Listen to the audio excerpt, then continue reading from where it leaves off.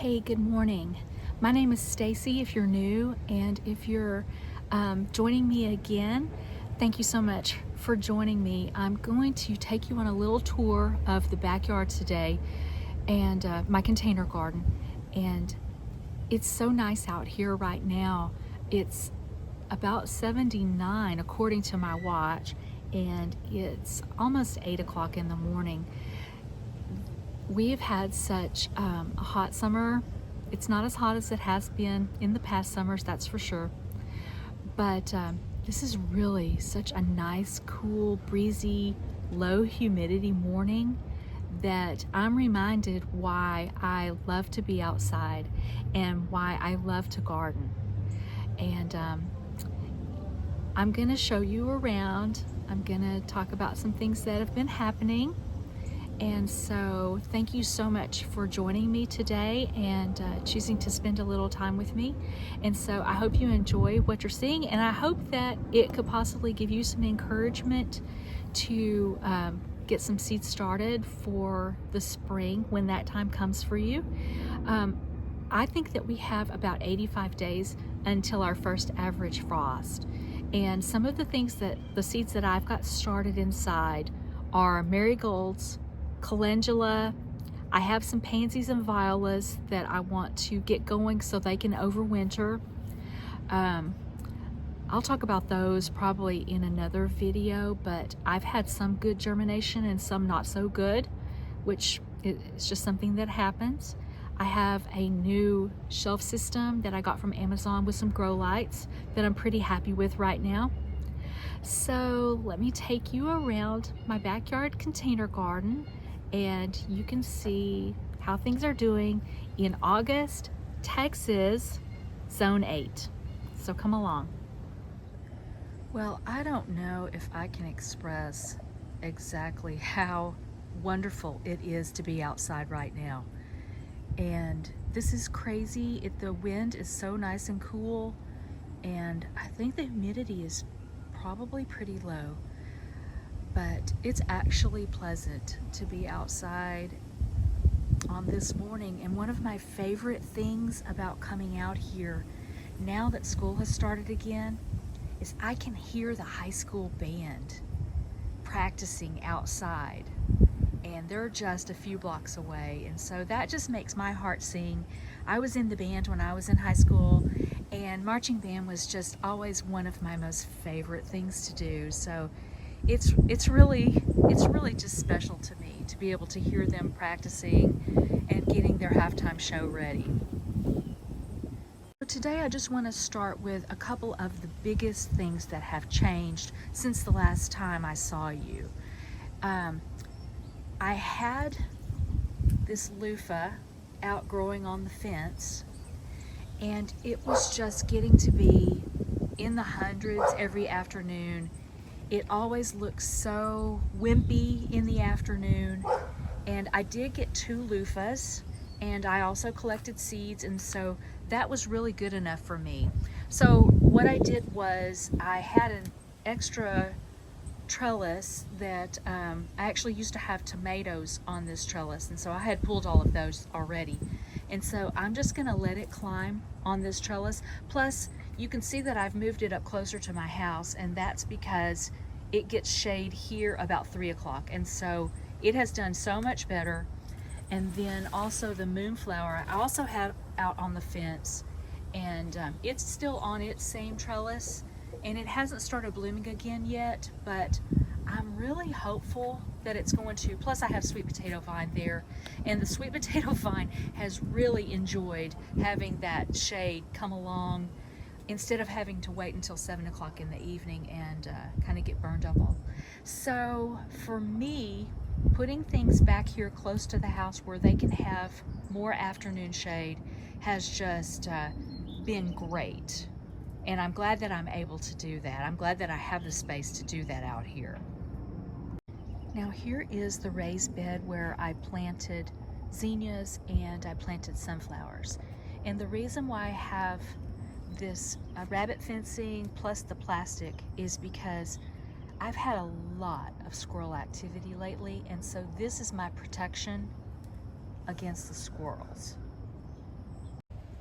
So what I've noticed about the squirrels is I believe that they're starting to get ready for fall and winter, because they'll come back here, and if I have anything that is fabric, they will pick at it, take bits of it back to their nest and feather their nest that way. And it kind of makes me think that fall might come a little bit earlier this year. Maybe that's just wishful thinking, but here's what they did. One night I was inside, the kitchen is just right through that window, and I could see the little fuzzy brown thing sitting out here, and here's what it was doing. The squirrel, I mean. And this is not because it's on the corner, but the squirrel had picked all the way through this cover, and it had even picked down into the cushion. And believe me, there were more than just a few tears shed about that, because there's just a big hole in my nice cushion now. But I kind of blame myself, because I had been bringing them in every night until I got these covers, and I thought, well, the covers would prevent squirrels from coming and picking at it, because I know that they do that every year. But they picked right through here with their little claws, and so when I ran out here, I saw the squirrel, and it had a piece of foam cushion in its mouth. So that was an experience, and they do things like that all the time. They try to steal my garden flex. You know, I guess that's what happens when you're trying to share space with other creatures, and obviously this is their home too, and they think if it's outside, it's theirs. Same with the rabbits. I've had more rabbit pressure lately. I've had rabbits eat basil, and I've never had them eat basil, but a hungry rabbit will pretty much eat anything that's available. So that's how we are with the pests. I've had some bug pressure, I've had spider mites, I've had to pull things. That's just part of it, right? Okay, so here is a container with Thai basil, and I love it for the flowers. Not really for culinary purposes, just the flowers. I think I'm finally gonna get some cosmos. Boy, those have been slow this year. And I do have milkweed, and I'm still hoping that maybe when the monarchs come back through, headed down to Mexico, that they will stop by and discover the milkweed. I've been picking jalapenos back here. This salvia, rockin' fuchsia, just not impressed. I will not spend my money that way again next year. So here I do still have a lot of things that look good. The basils, the coleuses, the anise hyssop, and of course the sweet potato vine. And this is the purple sweet potato vine, but it's really sun bleached right now. And I don't know if that rudbeckia will keep holding on. It's completely eaten up with spider mites. And then I do still have a couple of zinnias in here that I've been deadheading, so that hopefully they will keep blooming. But I see spider mites here too. And then more basil. So this bat-faced kufia I think is probably on its way out. It's not really blooming, and a lot of the leaves are starting to get those brown edges, but that's okay. I knew that that was an annual when I bought it, so no big deal. And so once I pull that, I'm gonna have more space in this container. The yarrow is still hanging on, but I'm not too concerned about that either. I do still have chives. Balloon flower looks kind of bad. And then this container is the middle tier that goes right there.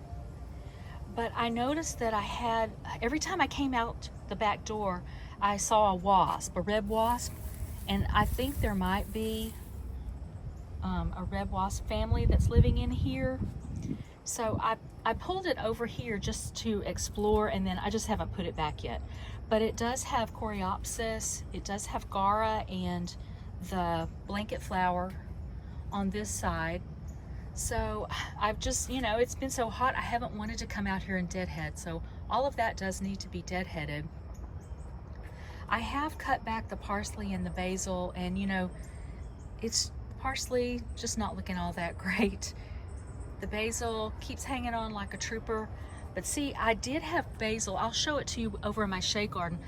In this bottom tier, I had basil and tricolor sage, and the rabbits were eating it.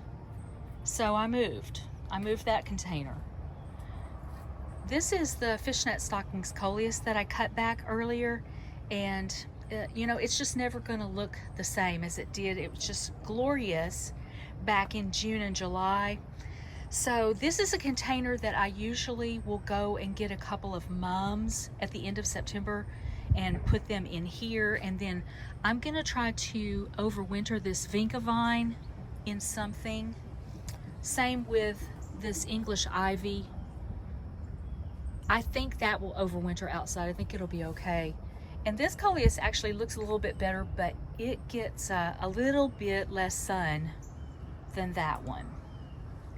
So let me just crawl back in here. This is the autumn fire sedum, and it's doing great. And I had just put a piece of purslane back here, just a small piece. I just stuck it in the ground, and it's growing. Everything wants to grow. It's really amazing, and it just makes it so much easier. And then back here I have lemon ball sedum. There's also the dragon's blood sedum that it has really struggled.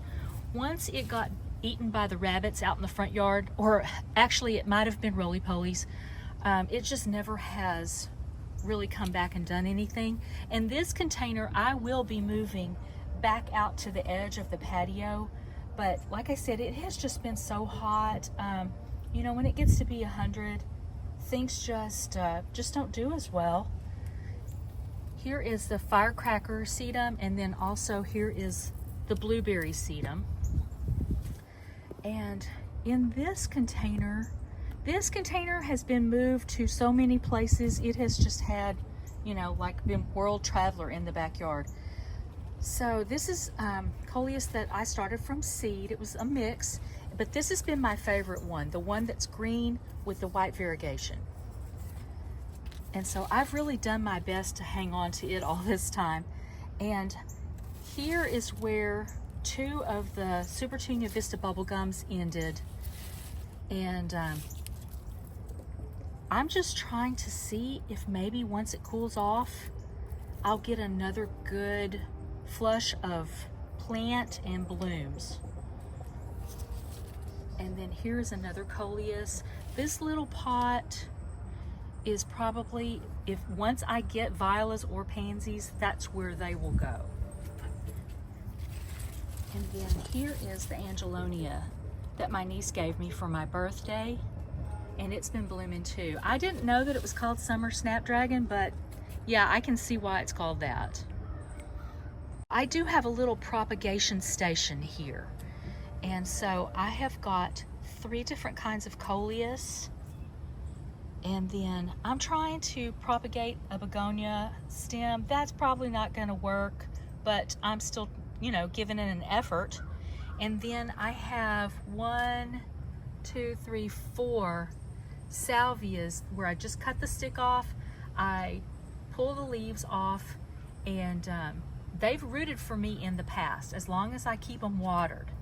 And what I do every day is I come out about noon and I put the umbrella up over this table so that they just get indirect sunlight for the rest of the day.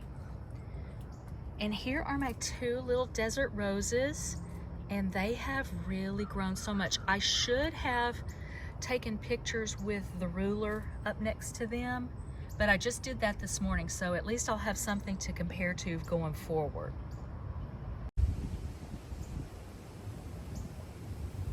Now here is one of my beautiful gomphrena containers. This is the container that used to have poppies in it, and the gomphrena took over. So this is from Baker Creek. I have 2 different kinds of seeds here. I have the salmon pink and also strawberry fields. And last year strawberry fields did better for me, and this year it's the salmon pink that did better. And in the next container, I do still have one queen lime red plant hanging on, still giving beautiful blooms.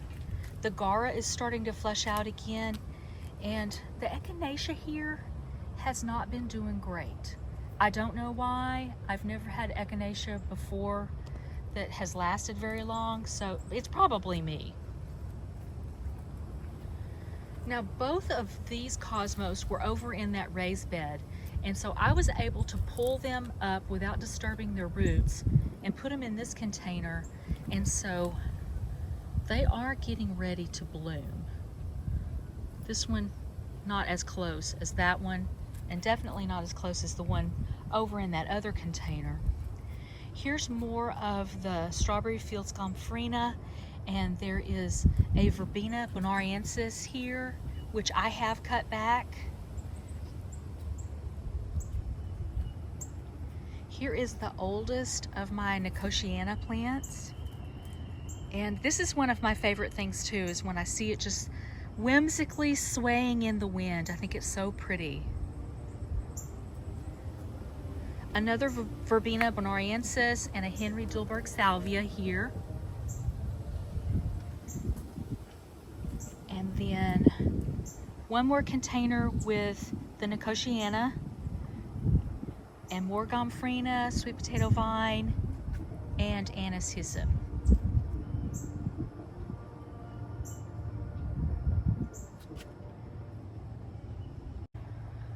This container, this coleus really does need to come out because it's not doing great, but it's kind of still shading the little hostas that I have down in here. And this is also the one where I see the lizards all the time. Plus, I have just really enjoyed the wire vine, and I'm definitely gonna have wire vine next year. And this is the time of year that the elephant bush loves its life. It has put on so much growth, even though sometimes the squirrel comes around and picks some of the leaves off. It's just such a champ. I had a couple of broken pieces of chrysanthemum that broke off. I had them over in my shade garden for a while, and so I decided to put them here with the spider mite ridden Rudbeckia. But I think they're doing well, and I don't know, maybe I might get some blooms from that this year. I started some more hyacinth bean. I mean, it is crazy to me. I'll show you this other one over here. They just grow so great. So I need to find 2 more places, but I think I'm gonna put them over closer to the shade garden, but by the fence, so they can crawl along the fence.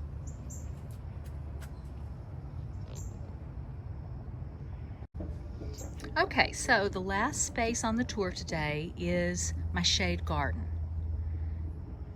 And some things have changed here, but some things are still the same. The ruby bean and hyacinth bean, there are actually 2 plants in this container. And they're really doing great. I'm trying to figure out what I'm gonna do to give the top of this vine a place to go on and crawl over. So I'm still thinking about that, about what I'm gonna do.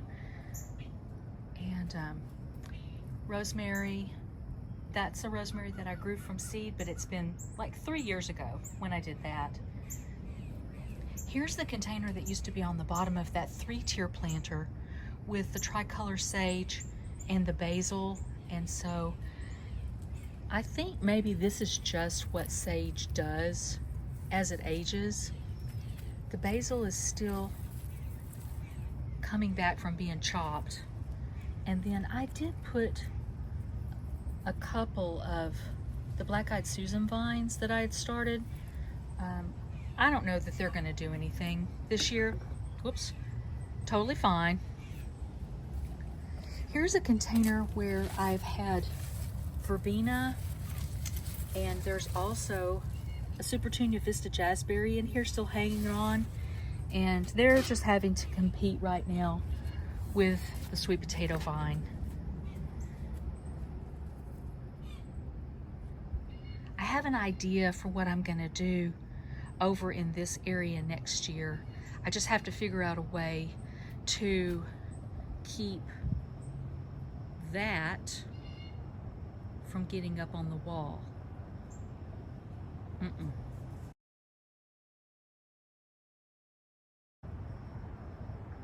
But while I'm thinking about it, so I had 2 loofahs, and one of them I just kept the seeds inside in an envelope.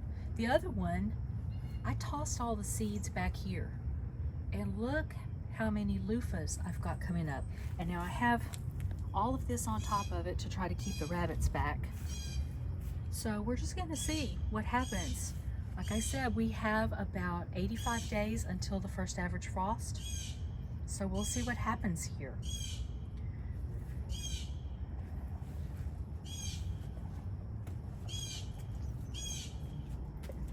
And here's my starfish sansevieria. The growth on it has really slowed down, but it's still doing well. And the sempervivums. Here are a couple of pots where I rescued some creeping Jenny from another container, just so I can have some this fall, and then it will overwinter no problem and come back next year. These 2 Yapon hollies are waiting to be planted. They've been waiting out here all summer long. So I'm gonna have to move them eventually out into my front flower bed. Let's see what it says the temperature is here right now. Okay, see, that says 72. I believe it. My watch says 79, but maybe that's just because it's back here in the protection. Here's a lemon coral sedum. It has done so great. It's such an easy plant to take care of. It might be twice as big as that if I had it in full sun, but I really like it back here. And now that I think it's starting to cool off, I can sit back here and enjoy it while I'm reading, while I'm having my coffee. You know the deal. This is a So Sweet Hosta, and it has started to bloom again. And it's just, I love the yellow and green variegated leaves. And this one will be divided at some point, if not this fall, next spring. So I have come to the conclusion that I'm not gonna get that maroon aged out pinkish color on my Quickfire Fab hydrangea. And it has been a long time for me to come to grips with that. I had even questioned, do I even have a Quickfire Fab? I don't know if there's any way to know. But next year, what I'm gonna do is, after I get blooms, I'm gonna cut them, I'm gonna put them in a vase, and I'm gonna enjoy them on the inside. But it has done great here. And not every bloom is scorched, as you can see. But maybe that's not scorched, maybe that's just the life cycle of the hydrangea. I have a lot more to learn, obviously. And here are the 2 oak leaf hydrangeas that I got on sale at Green Acres back in July. I have them staked.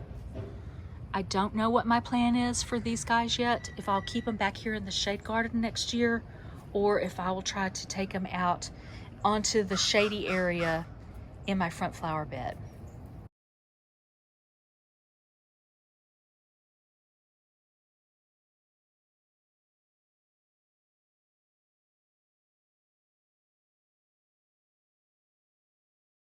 Just kidding. I'm gonna go ahead and show you what I've got started as far as seeds go, save for one of these little trays of pansies. I did not get, well, actually it was 0 germination, and so that particular one I'm trying again. And the temperature difference out here right now is not that great, so I think they will be fine, and I don't think they're gonna be shocked. Okay, so back on August 2nd, here is where I started more echinacea.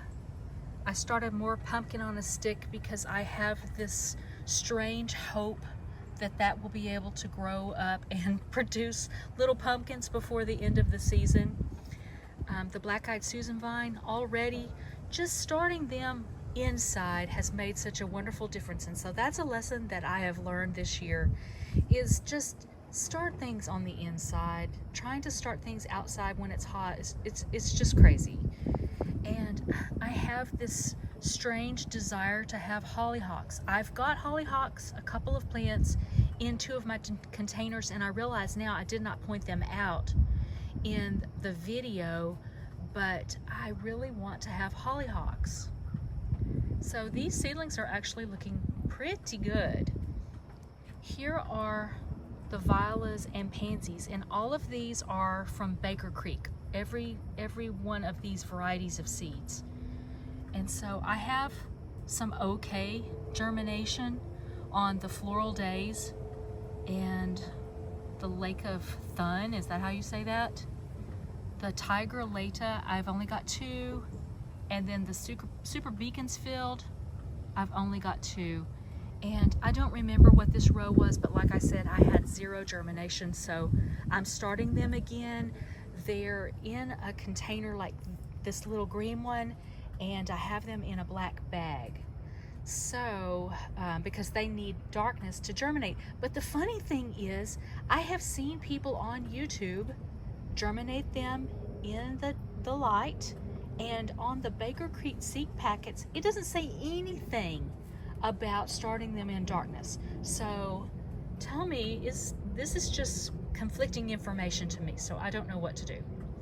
So I'm starting them in the dark, and these were all started in the dark, and so, you know, it's okay germination. Here are some French marigolds that I have started. I've always had really good luck with marigolds, but they're just not my favorite because I don't like how they smell. Here are some that are crackerjack marigolds, and then this tray is calendula. Let me see if I can get the lid off. So I have, what, 50% germination here?